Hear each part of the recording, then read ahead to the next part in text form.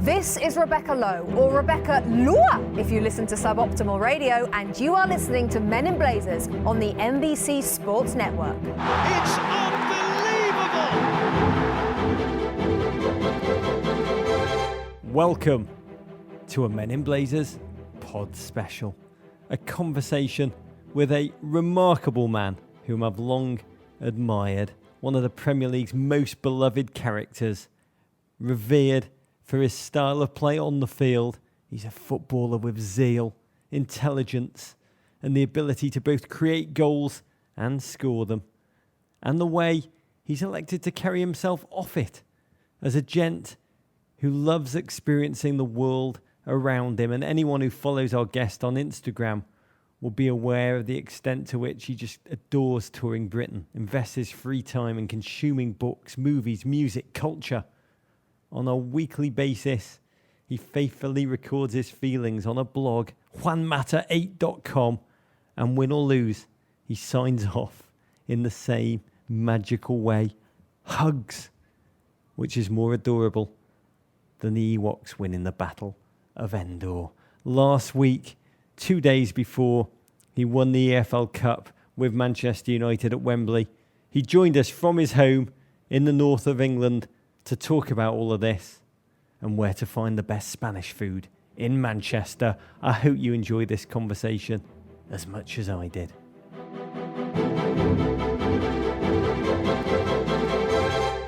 It's a delight to welcome to the pod a man who's won the World Cup, the Champions League, and who's now in the midst of a 4-month unbeaten run in the Premier League with Manchester United. We welcome to the pod Mr. Juan Mata.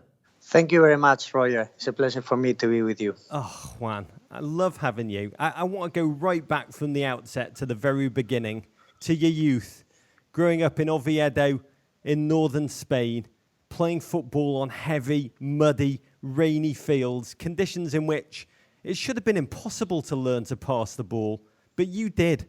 Your talent to play that killer final pass. Is that natural? Did you just grow up with that vision and ability, or did it come from being coached? I think it's a bit of both. In a way, you have to be born with this understanding for the game. But I think you can practice it as well. And training has been always a big part of my career and where I always try to improve. You signed with Real Madrid at the age of just 15, every footballer's dream. Yet Real's squad, it was stocked with the likes of Zidane, Beckham, Raul. You couldn't crack the first team and were sold to Valencia. When you look back on that Real Madrid rejection now, Juan, does it still hurt? Or are you grateful to have your eyes open to professional disappointment at a young age, retrospectively? I just have a feeling of being grateful towards Real Madrid. I arrived when I was 15 years old. I stayed there for 4 years until I was 19. And it was a great experience on my career. Obviously, it's very difficult to get into the first team through the academy because there are a lot of world-class players in Real Madrid every season. But I always feel grateful about how they teach me on the pitch and off the pitch. So it was a feeling of a new chapter of my life opening and having a great chance to play for another big club like Valencia. But I will always be grateful to Real Madrid. You thrived at Valencia, establishing yourself as both the creator and scorer of goals. And you caught Chelsea's eye in August 2011. Juan, many European footballers come over to the Premier League. Most need time to adjust. But you made an instant impact at Chelsea. There must have been culture shock. What is it about your personality and your game that allowed you to adapt so quickly? Well, to be fair, it was not a big shock for me. I was lucky because I scored on my debut and that gave me a lot of confidence. I arrived to a great city like London. Everyone in the club, all my teammates, the manager, made things easier for me. So it was not as big as expected, that change of life. Yeah, I changed country. You have to speak in a different language. You have to adapt yourself to the English football. But to be fair, it was all very smooth and quick, and it was a mix of helping from the club and a bit of lucky as well from the first game. What was the biggest difference on the field? Well, the Premier League is special. I always say that it's a league that everyone at least will try to play for 1 year because you can feel the real passion that is off the pitch. But on the pitch, the main difference is the rhythm that you play in this league is so quick, and there's a moment on the games where they get a little bit crazy, and then the game is box to box with a lot of chances. It's a very physical way of playing football, and you have to adapt yourself to that kind of game, but without losing your football. That's what I try to do. I try to play the football that I was playing during all my life in Oviedo, in Madrid, and in Valencia, and trying to adapt myself in the physical demanding qualities that you have to have in the Premier League. But at the end of the day, I think if someone can play good football in any country, it's because you play good football, and that's it. You've adapted and then some. And although you remain a proud Spaniard, I'm interested, has anything in your personality become more, how would you say, English due to your stay there? Any adopted behaviours, Juan? I always find really important to try to put yourself into a situation where you live in, trying to learn from their culture. And obviously I'm Spanish and my country will always be Spain, and that's what I feel my home. But to be fair, I feel really, really happy in England. First in London, now in Manchester. I feel the love from the fans. I really like the English culture. I really like the English way of living. I think everyone is very polite and very nice to me. And that's why I feel very, very happy to be here. And this is my 6th season already. And it gave me a new experience in my life to learn a new language, to learn a new culture, and to know a lot of things that maybe if you stay all life in your own country, you don't realize.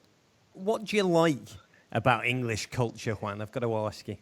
For a football player, I think it's a great country to live in because in Spain, it gets a little bit more crazy with the media, with the fans, and with everything around the pitch. But for a football player to live here, you live in a more calmer way, and I like that. You go to training ground, you train, you go out from the training ground, and then you can have a quiet, normal life. You can go to know Manchester, you can go to restaurants, you can go to museums, you can go to the countryside as well. There's a lot of things that you can do, and that's something that I really like because you can do it in a relaxed way. I've got to tell you, I read your blog, Juan, and few things in life have made me happier than when I read your quote, "On grey, rainy, cold days, it's nice to have a meat pie or a beef pie. I like them." That made me so happy, Juan.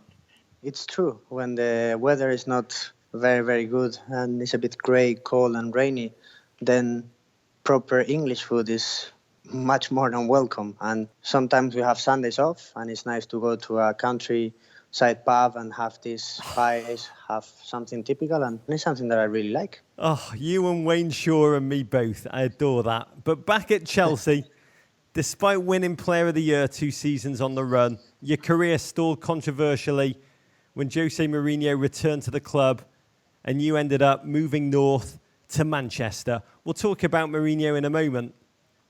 Do you make new friends with a move? Or is most of your social time spent with the Spanish contingent at United, at Manchester City, at Liverpool?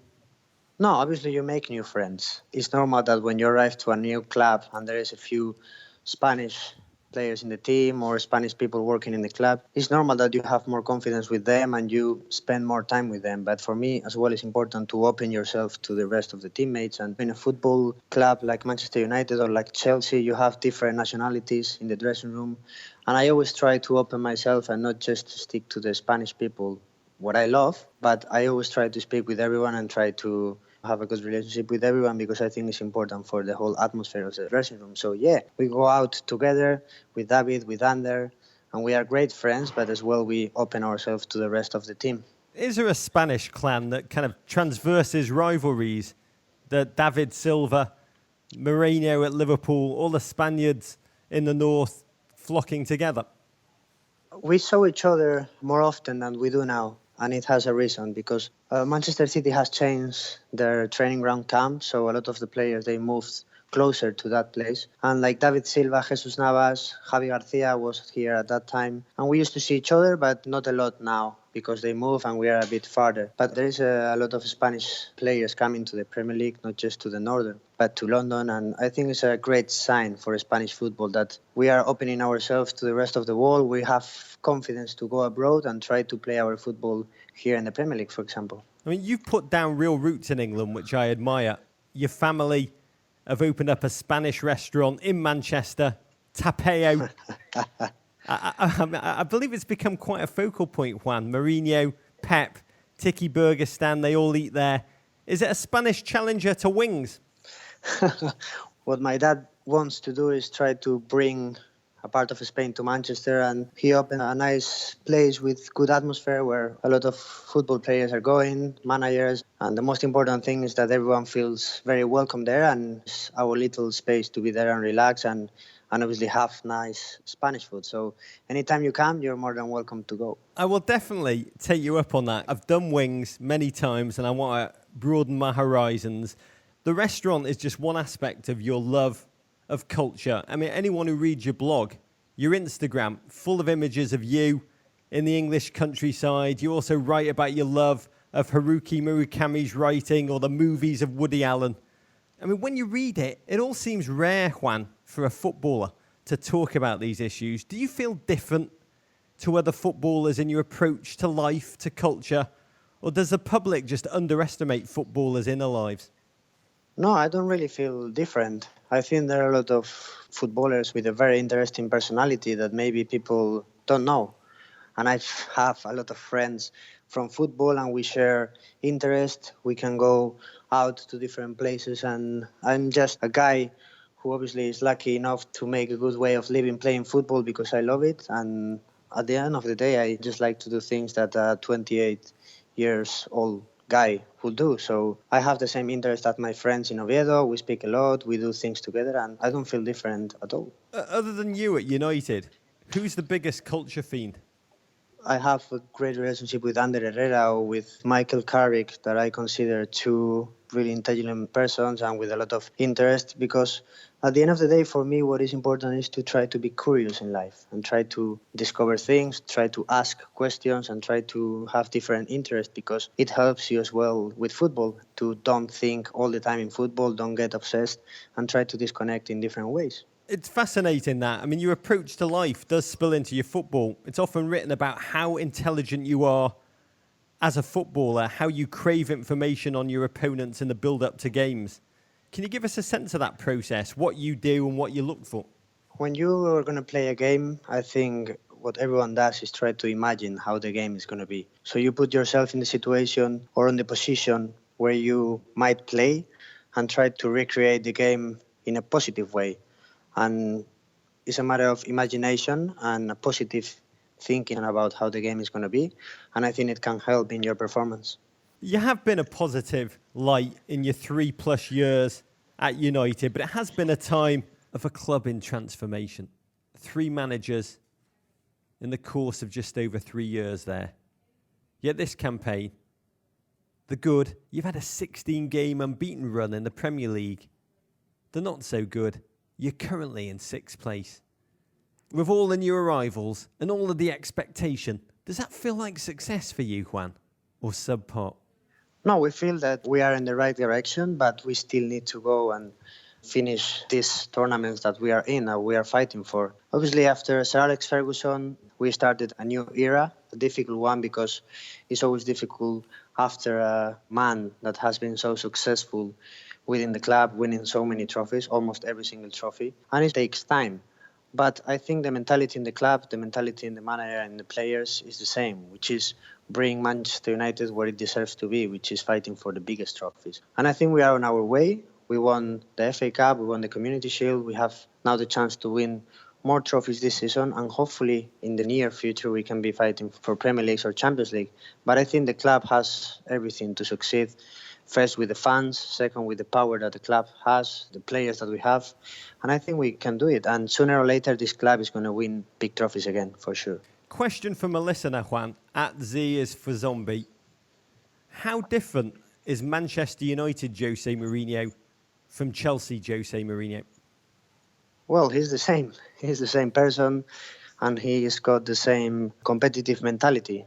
I think what it has changed is the context. You change club, you change the squad, you change the qualities of the players. And I think that's what he's doing. He obviously understands what this club means. He knows the history of this club.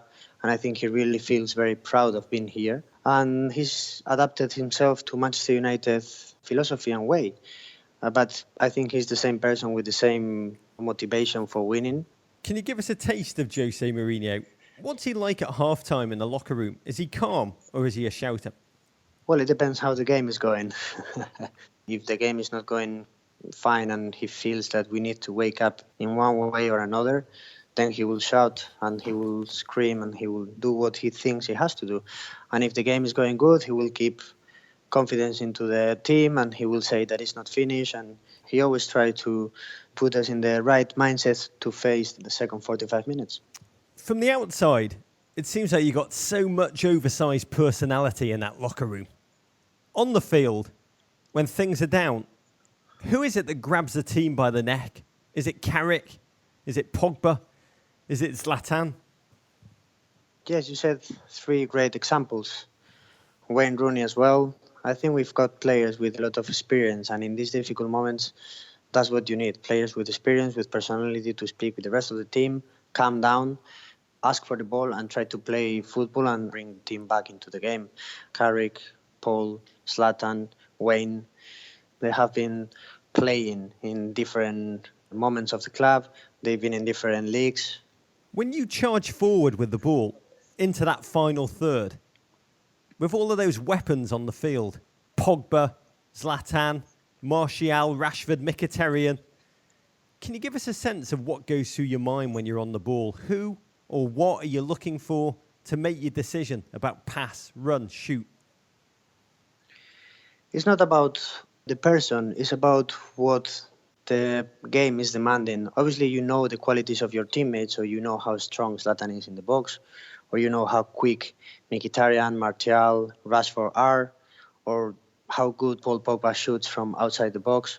So in a way, yeah, you try to bring the best out of them, putting the ball where it has to be. But it's not about who are you passing, it's about how you do it, when to do it, and try to make always the right decision that is needed in that moment. That for me is very important in football. What do you see as your unique role in this Manchester United team when you're on the field, different to everybody else? What does Juan Mata bring? Well, I try to bring joy. I try to create chances for my teammates. And as well, because it has always been a big part of my game to try to score goals. I always try to arrive to the box and be in the right positions to finish and put the ball into the back of the net. You're United. They're now in line to win the League Cup, Europa League and FA Cup as we speak. What's known in the English football vernacular as the plastic treble.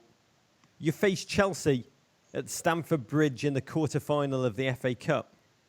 Does that matchup motivate you? Chelsea, does it still feel like you've got an extra something to prove? Or would it only be so if Jose was still in the opposing technical area instead of your own? No, it's always a special game when I play against Chelsea, but it's not because I feel I have something to prove. It's because I remember all the great memories that I lived there in London during these 2 years and a half. It's always special to play in front of fans and crowd that they have been amazing to me, voting me the best player in their team for 2 years in a row. So it's always special because I have friends in the club, I have friends in the team, but it's not because I feel that I have to prove anything. You're a forthright man, Juan. I mean, you've spoken at times about how you believe the wages footballers get are, quote, obscene. You've also said, and I love this, you've said football is not about money, it's about emotions. Honestly, does it always remain that for you? Or in the grind of the Premier League, the pressure, the disappointment, the transfers, the hype, does it ever just start to feel like a job?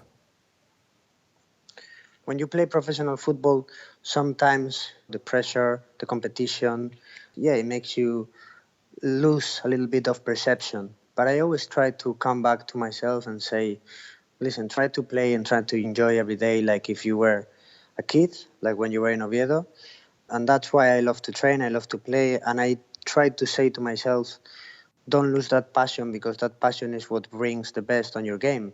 Whenever I feel that I'm losing it a little bit, I always try to calm down, think about it, and then the next day I come back again. How do you do that? Because you make it sound so easy, but it can't be effortless. What is the secret, Juan? Because it may just be the secret to life. What is the secret to retaining the delight with which you once played as a kid in Oviedo?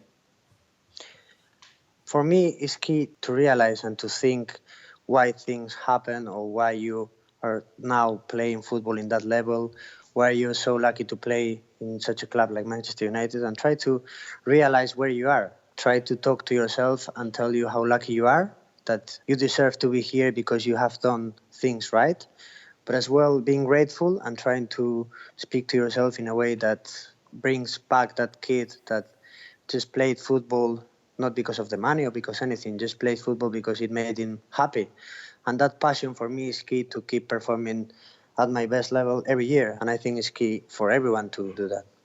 Juan, I love what you say. I love that you use the word joy to describe what you bring to football, because when I was thinking about having you on the show, the thing I wanted to thank you for was the joy that you bring us on a weekly basis.